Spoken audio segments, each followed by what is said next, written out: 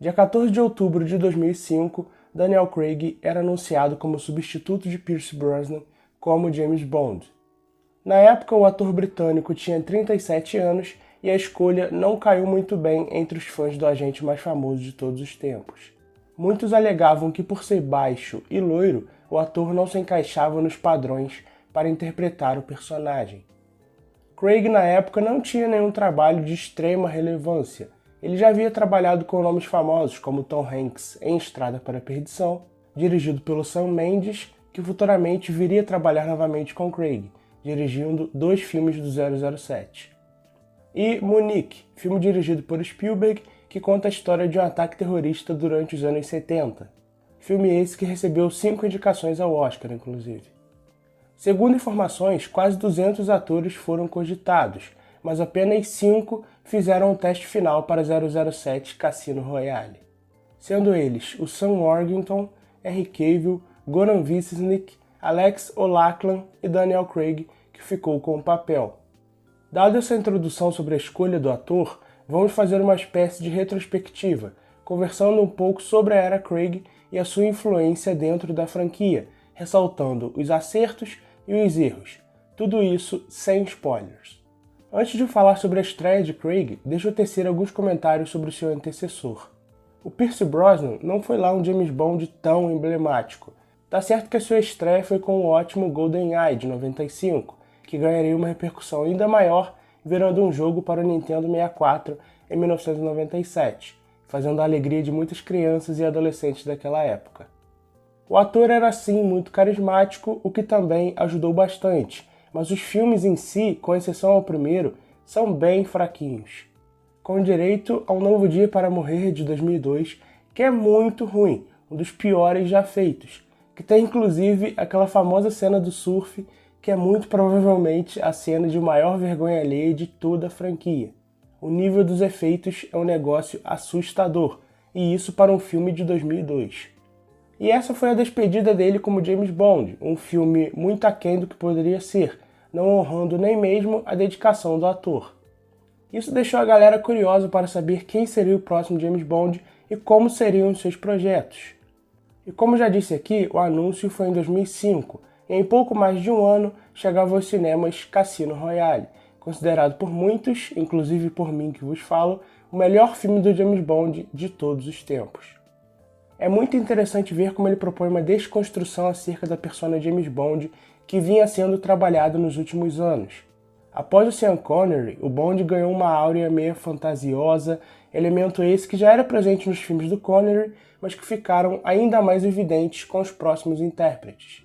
Principalmente na década de 80 com Roger Moore, que traz um Bond voltado para o humor, um cara meio fanfarrão, que acaba gerando filmes descompromissados com a realidade.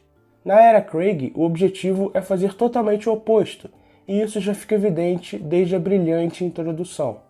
Temos um Bond mais vulnerável, é um personagem mais palpável, você consegue sentir que ele corre risco de vida, e isso é muito bom, pois o projeto consegue alinhar o entretenimento com o lado sentimental. Tais elementos que não se mostravam presentes com toda essa veemência nos filmes anteriores, pois os produtores acreditavam que o personagem funcionaria melhor se encaixado a uma trama fantasiosa, algo bem cartunesco, o que não é verdade. Cassino Royale tem a difícil missão de começar algo do zero. Sob desconfianças, o filme já se inicia com uma baita de uma introdução em preto e branco, que tem como objetivo apresentar um Bond mais sério. O que funciona perfeitamente, pois já conseguimos sentir toda a imponência dele, e mais, ele é violento, mata sem pensar 2 vezes, o que ajuda bastante na hora de ditar o tom do personagem.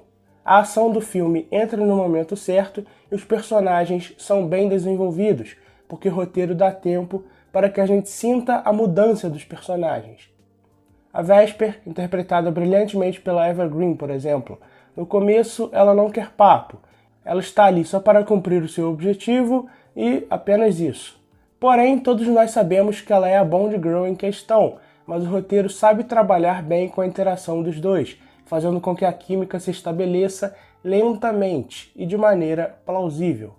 E tem o vilão Le Chiffre, interpretado pelo Mads Mikkelsen, que é certamente top 3 da franquia. Ele tem aquele detalhe no olho que traz uma sensação de que ele irá cair no clichê em qualquer momento, mas o roteiro é muito bom e nos proporciona cenas sensacionais. Todo o segmento do poker é tenso pra caramba. Você fica ali pensando se ele irá ou não descobrir que está jogando contra um agente e ao mesmo tempo você torce para que o Bond vença o jogo. É demais. Eles não trocam muitos diálogos, como acontece com os outros vilões da era Craig, mas é uma interação que acaba marcando.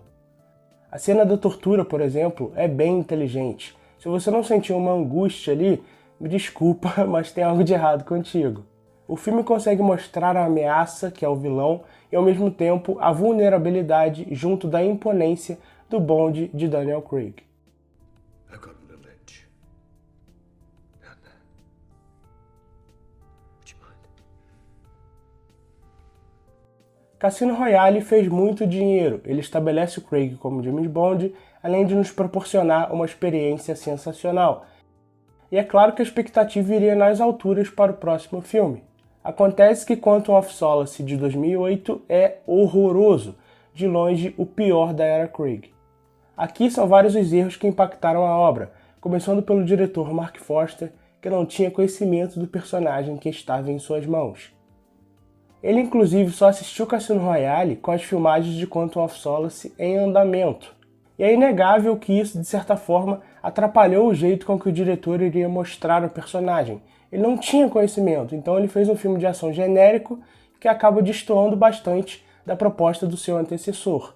O Craig em si não está mal, ele se mostra estar ainda mais familiarizado com o personagem, mas o roteiro e a direção deixam a desejar. A história não é complexa, mas existem muitos furos, então acaba que você não consegue entender muito bem como os personagens chegaram até ali. Só que o pior de tudo é a maneira com que o diretor decide filmar. É interessante ressaltar que a era Craig foi bem aberta a olhar o que estava acontecendo no cinema de ação à sua volta. Mesmo se tratando do James Bond, são filmes que se deixaram ser influenciados por obras e tendências do momento. Aqui, por exemplo, existe uma clara inspiração na saga Jason Bourne, que trouxe aquele método preguiçoso de filmar com uma câmera trêmula. Em Bourne, até que o método funciona, mas aqui definitivamente não. Você não consegue entender onde estão os personagens. São muitos cortes, então fica tudo muito bagunçado. Incomoda demais. A melhor coisa de Quantum of Solace é o jogo de PlayStation 2 que fez a minha alegria por um bom tempo. Ele tinha o intuito de ligar os acontecimentos de Cassino Royale a Quantum of Solace, o que já é bem legal. Mas o meu eu de 8, 10 anos de idade só queria se divertir com aquele jogo. O filme em si eu queria esquecer sem pensar duas vezes. Mas o jogo me traz um sentimento nostálgico muito bacana. Então no fim, Quantum of Solace gera em mim essa dualidade engraçada. Em 2012 é lançado 007 Operação Skyfall. A estreia de Craig foi excelente e o segundo muito fraco, o que gerou um sentimento de caramba. Será que o primeiro foi só uma sorte de principiante? Um acerto que nunca irá se repetir? Skyfall prova que não. Muitos fãs o consideram melhor que Cassino Royale. Para mim, os dois são nota 10, mas tenho um carinho um pouco maior por Cassino Royale. É algo pessoal mesmo. Em Skyfall, o objetivo é trabalhar com um Bond mais humano e mais vulnerável do que nos filmes anteriores, e do mais a fundo que Cassino Royale.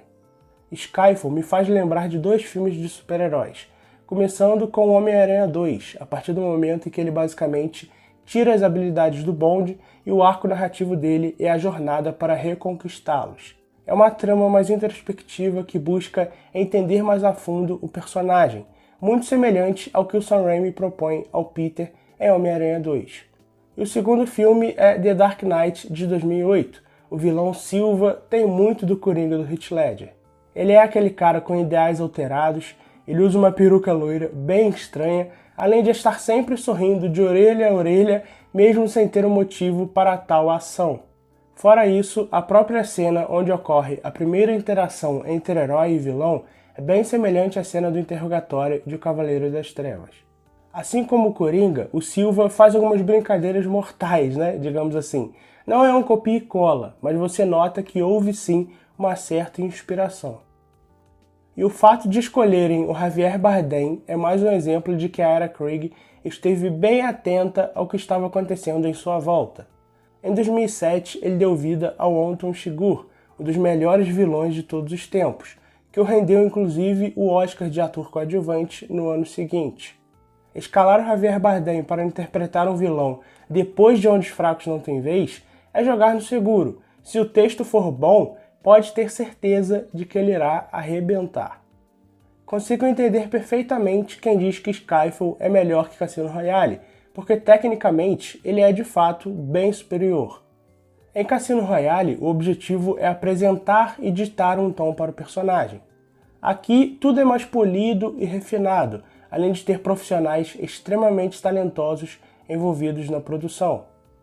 Temos, por exemplo, a ótima trilha sonora composta por Thomas Newman e a cinematografia de Roger Deakins, um dos melhores cinematógrafos da atualidade.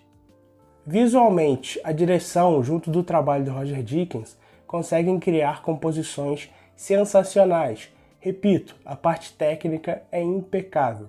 Fora todos esses acertos, por já ter estabelecido o personagem, o roteiro agora possui margem para brincar, além de começar a introduzir na franquia elementos clássicos, como o Agente Kill e a Walther PPK, arma que acompanha o Bond desde a primeira adaptação. E as homenagens continuam em Spectre, de 2015, que divide bastante as opiniões. Eu, particularmente, fico no meio termo. Tem coisas que gosto, mas tem coisas bem ruins também. O maior problema dele é a falta de honestidade. O filme consegue trazer grande parte dos profissionais que trabalharam em Skyfall, como o diretor Sam Mendes e o compositor Thomas Newman. A direção do Sam Mendes é mais uma vez um destaque. O plano sequência na introdução é de uma maestria ímpar. Eles recriaram a celebração do Dia dos Mortos mexicano só para a introdução do filme. É uma escolha arriscada, mas que deu muito certo. A cena é toda em plano sequência e ali o Craig consegue desfilar todo o seu charme de James Bond. No entanto, essa abertura brilhante faz com que o espectador crie uma expectativa de que o restante do filme será tão bom quanto, o que não acontece. Em Spectre, nota-se um certo esgotamento por parte do Craig. Ele está no piloto automático total. O ator sempre foi muito sincero, então se você buscar entrevistas dele, você vai encontrar ele dizendo que está de fato cansado dessa vida de James Bond. Pode parecer bobeira, mas o trabalho dele não se resume apenas a 4 filmes. Isso em si é até que tranquilo. Ele trabalhou dublando o personagem em jogos, entre outros eventos promocionais, e isso realmente é uma coisa que desgasta com o tempo. No geral, é um filme com bons momentos, mas é inegável que existe, por exemplo, um exagero na hora de referenciar a era Roger Moore. Mas o longa acerta ao brincar com a questão do capanga do mal indestrutível, interpretado pelo Dave Bautista. Ele lembra bastante o Jaws, de Um Espião que Me Amava, de 77, e o filme faz questão inclusive de colocar uma sequência de ação dentro de um trem, deixando claro que é uma homenagem. Então acaba que esses elementos conseguem tirar um sorriso do espectador, mas o roteiro é muito aquém e não consegue desenvolver direito as suas convicções. O vilão interpretado pelo Christopher Waltz é bacana, mas a imponência dele vem mais por você se lembrar do Landa, por exemplo, do que pelo próprio filme. A cena de apresentação dele é legal, existe uma manipulação com a luz que cria um quê de suspense, mas na hora do vamos ver, a interação entre herói e vilão é fraca demais, o texto é ruim e não é nem um pouco memorável. E o maior problema de Spectre é esse. Dado a introdução impecável e o filme anterior, você alimenta uma expectativa de que estará diante de um dos projetos mais emblemáticos da franquia. Até porque ele tinha tudo para entregar um filme impecável, assim como seu antecessor, mas no fim das contas ele é esquecível em todos os aspectos. O plano sequência inicial e a música dos créditos são as únicas coisas que você de fato irá lembrar com o passar dos anos. E agora, em 2021, tivemos a despedida de Daniel Craig com 007, Sem Tempo para Morrer. Vale dizer que ele foi o único ator a interpretar o Bond que teve uma despedida programada. O Brosnan, por exemplo, seu antecessor, foi demitido pelo telefone. Cabe o questionamento do porquê que isso aconteceu, mas é um assunto longo que necessita um estudo aprofundado, então vamos deixar para outro momento. O importante é que o Craig voltou sabendo que esse seria o seu último trabalho envolvendo o universo de James Bond, o que gera uma sensação diferente não só no ator, mas principalmente em nós que vamos assistir já tendo essa informação. Até por isso que Sem Tempo para Morrer é, para mim, um dos filmes mais divisivos de toda a franquia. Você irá encontrar opiniões contrastantes sobre, e isso é absolutamente normal. É que existe uma ruptura ainda maior se comparado aos outros filmes da franquia. Tem um detalhe aqui que nunca tinha acontecido antes, e isso levando em consideração os mais de 20 filmes lançados. Aí vai de cada pessoa se ela consegue comprar ou não. Por já saber que era uma despedida, a sua experiência acaba sendo condicionada a isso, e particularmente funcionou bem para mim. A parte técnica é mais uma vez incrível. Temos agora o grande Hans Zimmer na trilha sonora, que acaba sendo um problema, entre aspas, porque a música, em certos segmentos, tenta chamar mais a atenção do que de fato deveria, mas não chega a ser um demérito. O grande problema é o roteiro bem convencional. Já é difícil comprar a relação do Bond com a Madeleine, porque a química dos dois é bem inferior a Bond Girl de Cassino Royale, por exemplo. Além de ficar aquela latente sensação de que lá no fundo o agente ainda não conseguiu superar aquela perda. E tem o vilão, interpretado pelo Rami Malek, que é sem sombra de dúvidas uma das piores coisas de toda a franquia. O ator já não é muito talentoso e o texto também não ajuda muito. No entanto, a experiência no geral é boa, muito por conta do lado sentimental do que o lado racional.